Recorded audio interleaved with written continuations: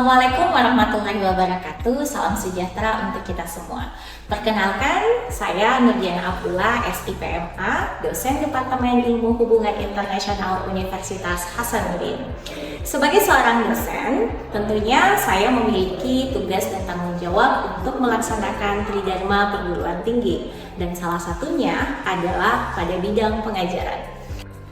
Video ini dibuat sebagai bentuk pernyataan diri dosen dalam unjuk kerja Tridharma Perguruan Tinggi Bidang Pengajaran atau PDD UKT PT.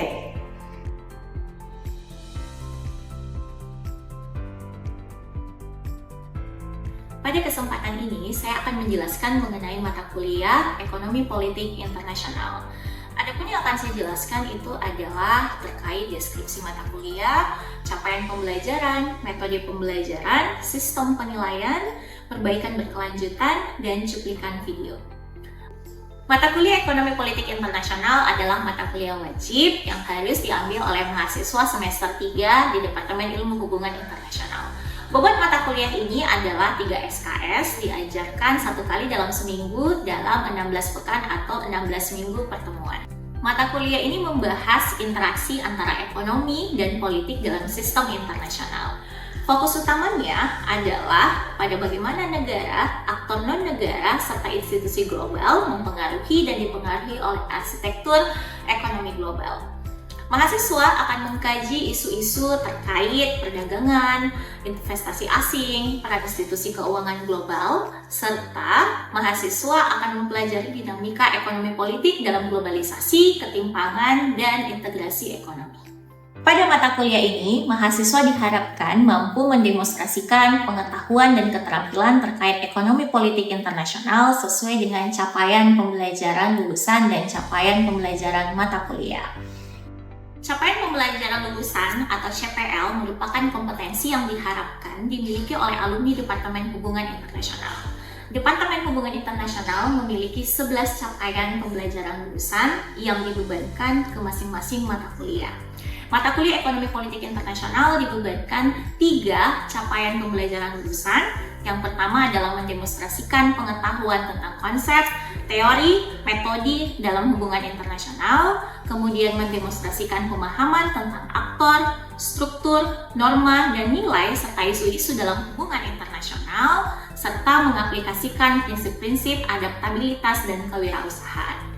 Untuk memenuhi capaian pembelajaran lulusan yang dibebankan ke mata kuliah, maka diturunkan ke dalam bentuk CPMK atau capaian pembelajaran mata kuliah.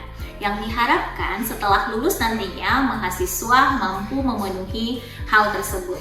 Pemenuhan CPMK ini tentunya melalui proses pembelajaran yang diukur melalui asesmen atau penilaian. Capaian pembelajaran mata kuliah Ekonomi Politik Internasional diturunkan menjadi 3, yang mana setelah menyelesaikan mata kuliah, mahasiswa diharapkan mampu, yang pertama, menjelaskan konsep, pendekatan dan teori utama dalam ekonomi politik internasional serta perkembangan historisnya.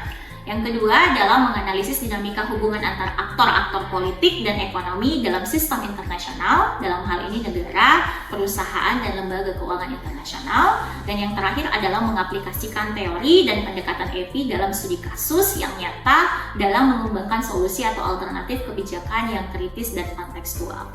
Pemenuhan CPMK tentu saja melalui proses pembelajaran. Dalam hal ini, dosen melakukan berbagai macam proses pembelajaran, teaching, learning dalam bentuk kolaboratif, presentasi, dan juga dalam bentuk penilaian dalam tugas-tugas terstruktur, baik secara daring maupun secara luring. Sistem pembelajaran tentu saja menggunakan metode yang menggabungkan secara daring dan luring. Dosen secara kreatif melakukan proses pembelajaran dengan menggunakan media-media yang telah disediakan, baik disediakan oleh dosen secara pribadi maupun yang disediakan oleh Universitas Hasanuddin.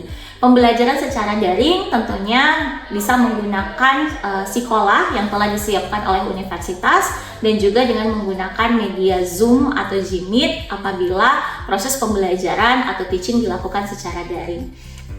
Proses pembelajaran yang dilakukan secara luring tentu saja tatap muka langsung di dalam kelas dan dosen melakukan proses kreatif. Dalam hal ini misalnya diskusi, kerja-kerja kolaboratif, ataupun presentasi dan studi kasus, serta tugas-tugas yang diberikan secara terstruktur sebagai bentuk penilaian, baik dalam bentuk mid-test ataupun dalam final test. Adapun perbaikan yang berkelanjutan yang dilakukan untuk mengupdate materi serta proses pembelajaran dalam mata kuliah ini tentu saja dilakukan secara berkesinambungan. Perbaikan dilakukan dengan melihat evaluasi yang diberikan oleh mahasiswa terkait proses pembelajaran yang dilakukan oleh dosen di dalam kelas. Setiap akhir kelas atau mungkin beberapa pertemuan sekali itu kemudian kita melakukan evaluasi atau feedback yang diberikan oleh mahasiswa terkait proses pembelajaran yang diberikan oleh dosen. Selain itu, tim dosen juga melakukan proses evaluasi bersama untuk mengupdate bahan mata kuliah serta metode pembelajaran. Upaya ini dilakukan dengan harapan mata kuliah ini akan selalu berdampak dan bisa memberikan bahan-bahan yang tentunya terupdate yang bisa dikaji oleh mahasiswa Departemen Ilmu Hubungan Internasional. Assalamualaikum warahmatullahi wabarakatuh. Selamat siang semuanya. Apa kabar? Pasti soalnya sudah dapat libur ya beberapa hari, jadi harusnya semangat. Tapi justru karena libur biasanya lupa materi kuliahnya. Ya. Nah, teman-teman, pada pekan ini saya akan melanjutkan materi kuliah kita yang sebelumnya sudah kita bahas. Pada pertemuan sebelumnya kita sudah bahas terkait teori-teori atau perspektif dalam ekonomi politik internasional, dan kita akan melanjutkan pembahasannya lagi. Tapi sebelumnya saya akan mengingatkan kembali teman-teman bahwa mata kuliah ini itu adalah mata kuliah yang dibebankan untuk teman-teman bisa mendemonstrasikan pengetahuan tentang konsep, teori, kemudian metode dalam hubungan internasional. Mata kuliah ini sendiri teman-teman, CPMK-nya adalah teman-teman setelah lulus dari mata kuliah ini diharapkan tentunya mampu memahami tentang ragam perspektif dalam ekonomi politik internasional. Dan dalam pertemuan ini, teman-teman diharapkan satu, mampu menjelaskan perspektif utama dalam perspektif ekonomi politik internasional, ada merkantilisme, liberalisme, radikalisme, dan reformisme. Dan kemudian kita mencoba untuk menganalisis bagaimana relasi peran antara negara dengan pasar. Dan yang terakhir adalah kita coba untuk melihat bagaimana sih kalau misalnya teori-teori ini dipakai untuk melihat kasus atau isu yang ada di dalam konteks hubungan internasional. Yang pertama adalah merkantilisme, kemudian liberalisme, radikalisme, dan reformisme. Sebelum saya jump to the next slide, ada yang mau kasih saya sedikit warming up dulu deh. Teman-teman masih ingat nggak kalau kita bicara merkantilisme itu apa sih sebenarnya, liberalisme itu apa, kemudian reformisme atau radikalisme? Ada yang masih ingat? Ayo, pekan lalu, 2 pekan lalu ya, pekan lalu libur ya, 2 pekan lalu. Asli? Lebih ke merkantilisme dulu Kak, tapi merkantilisme itu kurang lebih teorinya itu lebih ke bagaimana negara itu bisa dikatakan sejahtera apabila terdapat aset atau modal yang banyak atau disimpan oleh itu mungkin kayak dasar dari teori tersebut. Dasarnya tadi Asri mengatakan bahwa negara, bagaimana kemudian negara bisa memastikan bahwa negara punya modal yang cukup. Oke, ada lagi yang punya pendapat yang lain? Terkait dengan teori liberalisme sendiri kan kalau kita lihat secara eksplisit kan artinya kebebasan. Nah kalau dalam konteks ekonomi politik internasional dia merujuk pada pendekatan bagaimana penggunaan pasar bebas, misalnya ada interaksi ekonomi antar negara dan bagaimana negara-negara yang ada di dunia itu menjadi hubungan ekonomi antar temannya. Oke, saya akan jump to the first slide. Bicara soal merkantilisme, ada beberapa hal yang teman-teman harus highlight. Yang pertama kita berbicara tentang merkantilisme itu secara historis dia sebenarnya seperti apa. Jadi kalau kita lihat dari akar historisnya teman-teman, bicara soal merkantilisme, kita akan mendengarkan pemikir-pemikir seperti misalnya Machiavelli, kemudian Thomas Hobbes, kemudian Caspar van der Pol misalnya. Ini mereka mencoba untuk memperlihatkan gagasan-gagasan tentang kebijakan-kebijakan yang sebenarnya memprioritaskan tentang kepentingan nasional dan pembangunan yang ada dalam suatu negara. Tapi balik lagi, yang tadi disampaikan sama Kak Sri, bahwa kalau kita ngomongin merkantilisme, berarti kita ngomongin tentang bagaimana negara memegang kontrol atas aset-aset yang dianggap menjadi hajat penting bagi para rakyat. Jadi mirip dengan realisme dalam teori HI, pendekatannya di mana negara menjadi aktor utama, kita berbicara tentang aspek ekonomi, karena kita berada pada perspektif ekonomi politik. Maka kemudian dikatakan asumsinya apa? Kalau misalnya kita ditanya, maka asumsinya adalah satu, negara itu melakukan intervensi untuk memperkuat kekayaan. Untuk apa? Kalau negara kaya, negara punya banyak modal, berarti negara punya yang namanya kekuatan nasional. Yang kedua adalah ekonomi adalah zero-sum game. Apa itu? Dalam konteksnya, artinya keuntungan satu negara itu kemudian dianggap sebagai kerugian bagi negara lain. Kenapa bisa? Karena kita bicara pada aspek ekonomi. Kalau misalnya kita bisa memproduksi banyak, negara lain juga bisa memproduksi banyak, berarti kita saling bersaing kan seperti itu. Kalau misalnya kita punya kemampuan untuk memproduksi pada satu produk tertentu dan negara lain juga melakukan hal yang sama, berarti kita punya pesaing.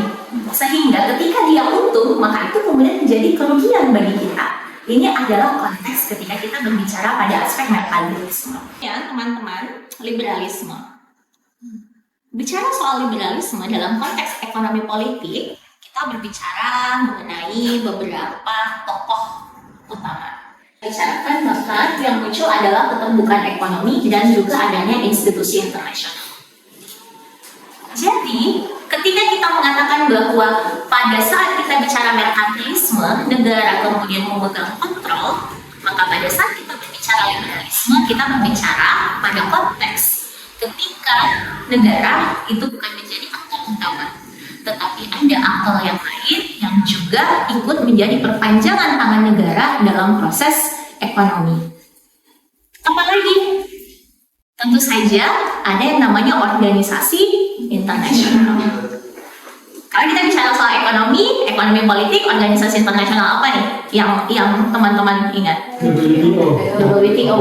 Kemudian apa lagi? Organisasi regional juga. Misalnya kita bicara ASEAN Economic, misalnya, atau kita bicara soal regionalisme ekonomi yang menggabungkan atau menghubungkan kepentingan dari banyak negara pada aspek kerjasama ekonomi. Nah, apa asumsinya? Kok kerjasama internasional dan institusi itu penting? Seberapa penting? Karena ketika negara mau menundukkan ego mereka untuk bekerja sama untuk kepentingan ekonomi, berarti mereka kemudian harus melakukan yang namanya istilahnya ada kesepakatan yang dibuat.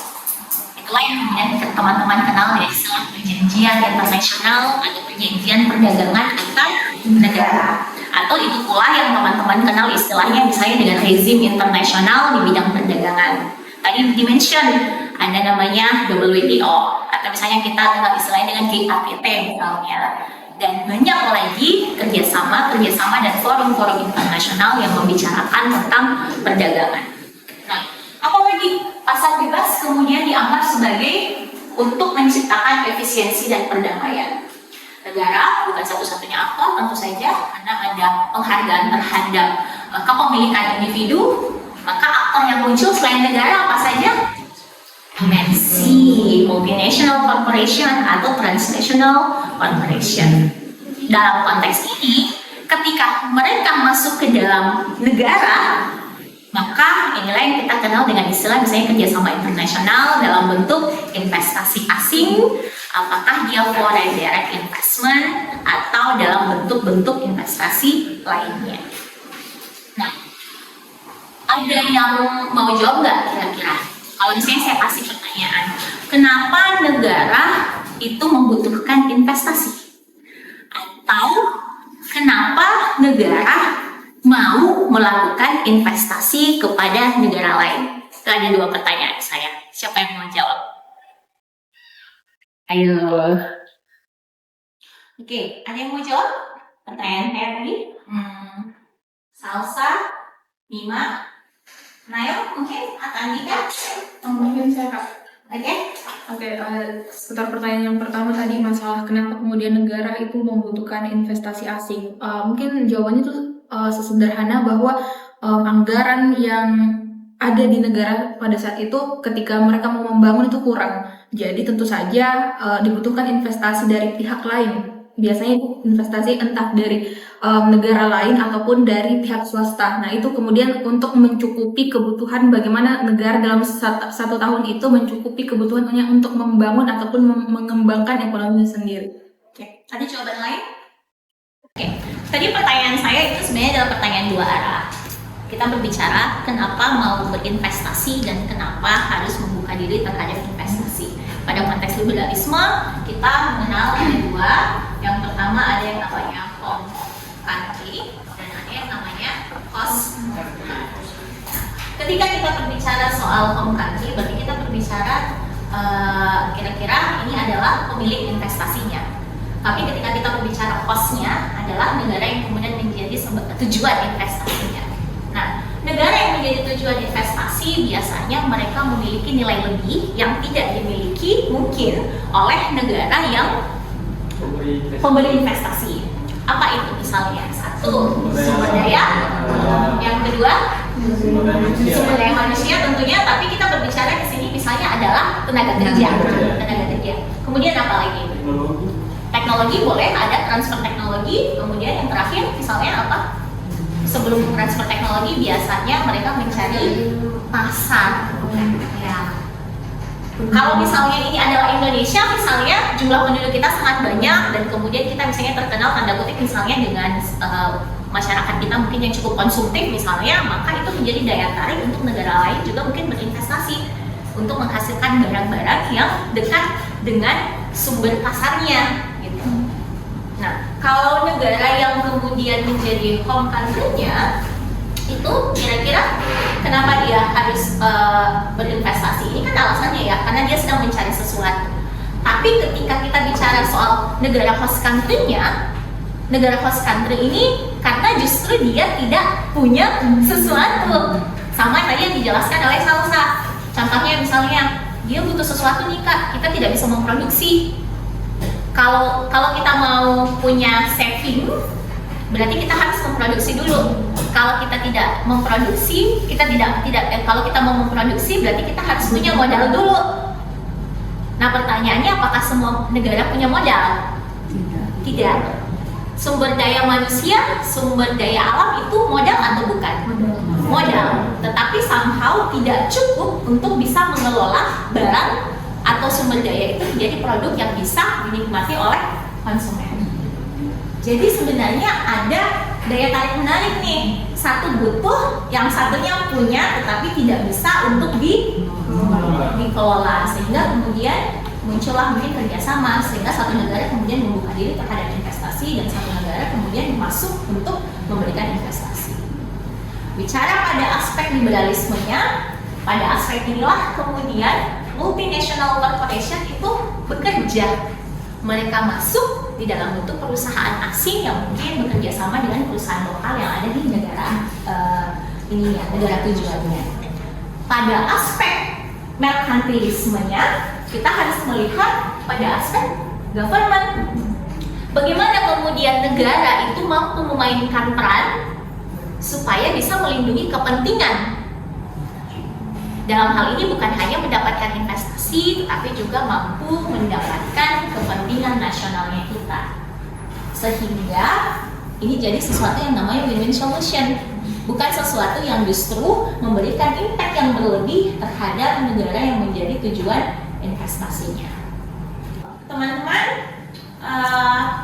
pada slide selanjutnya di dalam tulisan atau di buku Prof. Muhtar Masud, saya mencoba untuk pakai itu sebagai rujukan, itu yang pertama ternyata di situ kan memang dikatakan bahwa ada 4 aspek. perspektif nih untuk melihat ekonomi politik. Yang ketiga itu kita bicara soal radikalisme.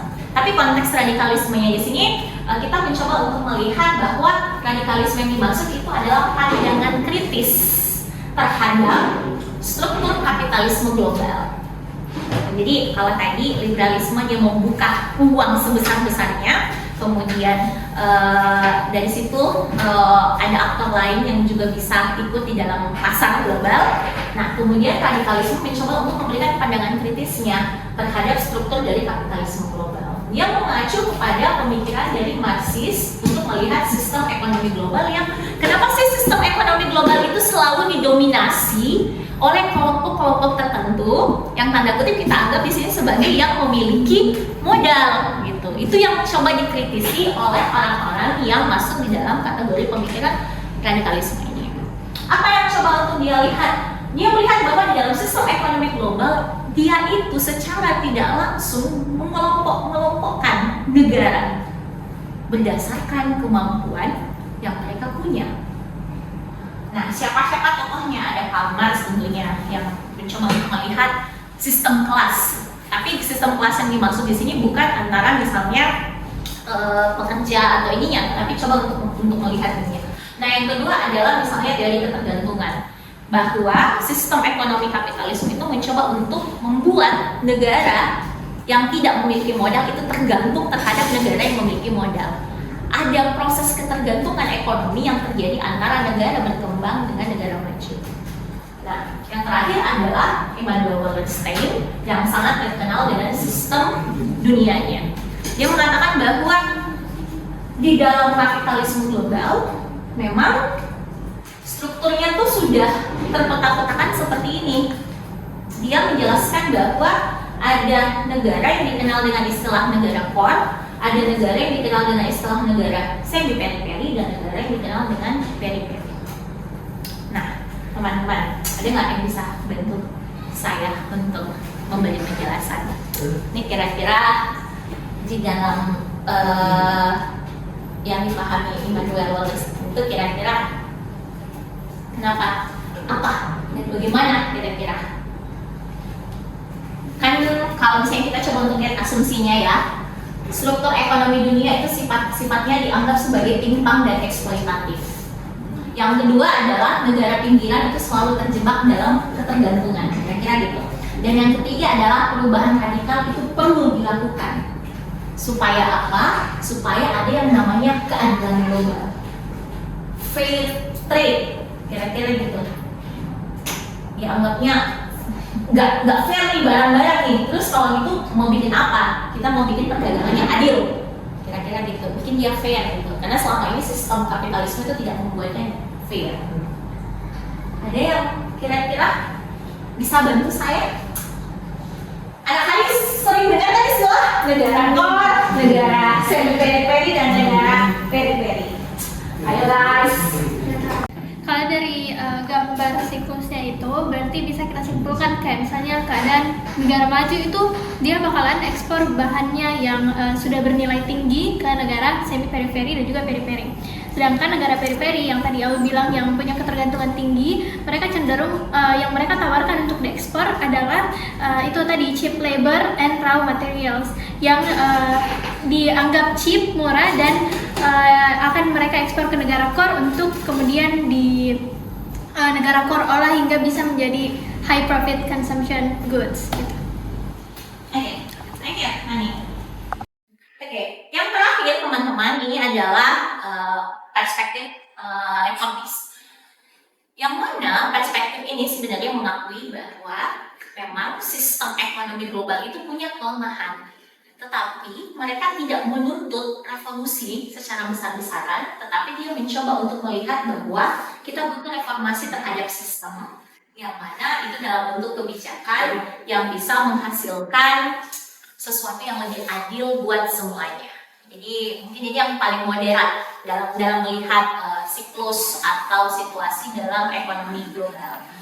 Sistem internasional menurut mereka ini modelnya bisa direformasi dari dalam bentuk apa? Dalam bentuk regulasi.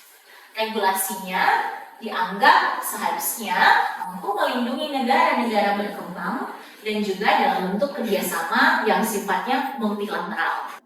Oke, well teman-teman, ini ada 1, 2, 3, 4, 5, ada 6 meja. Saya mau kita coba untuk grouping, grouping untuk discuss. Pertanyaan saya itu sebagai pertanyaan refleksi. Sebenarnya ada 3 pertanyaan.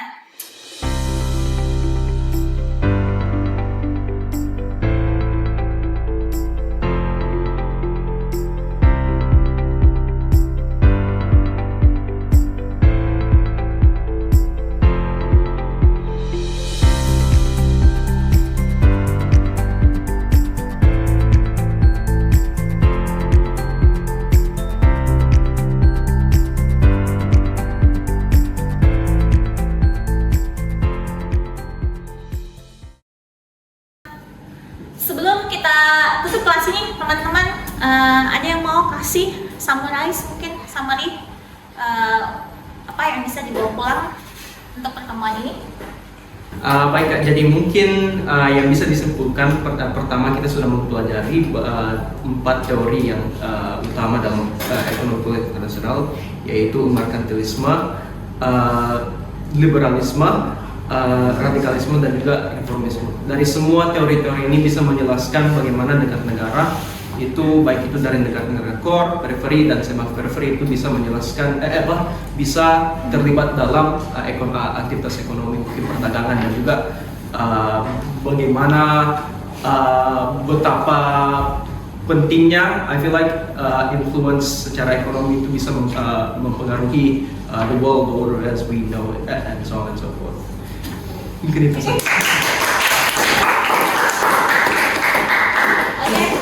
Oke, salah satu ada summary yang disampaikan oleh Asri, dan kiranya juga itu sebenarnya menjadi apa yang kita dapatkan pada hari ini, bahwa kita coba melihat 4 perspektif dalam ekonomi politik, dan perspektif itu punya cara berbeda dalam melihat masing-masing kasus. Dan tentunya harapan saya teman-teman juga semakin bisa memahami. Kita akan ketemu lagi pekan depan untuk membahas terkait rezim dan organisasi internasionalnya, dan tentunya teori dan perspektif ini juga akan terus kita bawa sampai pertemuan-pertemuan selanjutnya sebagai alat analisis kita.